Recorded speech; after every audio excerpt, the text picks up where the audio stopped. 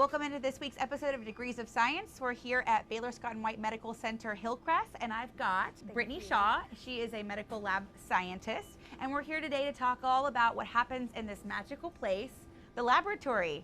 So tell me a little bit about the importance of the laboratory in the hospital. So we get all the samples from the entire hospital and we run diagnostic testing. The CDC states that about 70% of doctors' decisions are based off of lab results. So the results that we give the doctors helps them come with diagnosis, helps them build a treatment plan, and also make sure that we can monitor our patients to make sure that they're getting better and staying better. What does the operations look like on a daily basis? Those are our processors right there, right behind us, and it's kind of like a bank system. We have tubes that get sent down from floors that contain either blood or urine. We also do get stool and body fluids. Those aren't allowed to come down the tube station because they could leak, and those are kind of harder specimens to get.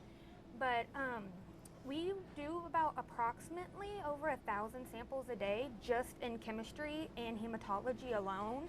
The other day, our chemistry lead tech stated that we did over 145,000 tests for the month of June. For 1 month? For 1 month, just in chemistry alone. So you do a lot of the diagnosing of some of the illnesses and sicknesses that the doctors get to then relay. What is that process like when you get the sample in and then you have to communicate that to the doctor? So whenever we get a sample in and say someone's coming into the ER because they're tired and they're bruising easily, and we look under the scope and we see a lot of immature cells, that can be indicative of leukemia. And so we would look at it, and they usually have critically high white blood cell counts, so we will notify the provider.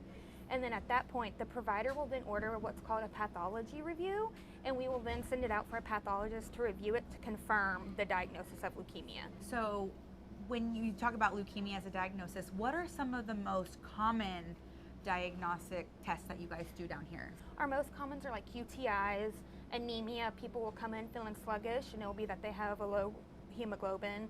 And then diabetes is one of the things that we see a majority of, and thyroid issues as well. And each tube has its own specific function. So there's like a green and an orange top. The green top is for plasma, the orange top is for serum. Those are primarily used for chemistry. There's the purple tops, which are primarily used for hematology and blood bank. That's what we do like our blood counts off of. And then micro specimens, they can come in a form of a fluid, tissue, bone, pretty much anything for micro that we can culture. So you're saying when you take those samples, the tops actually do have a purpose? They actually have a purpose, and you have to draw them in a certain order or else they can actually skew the results.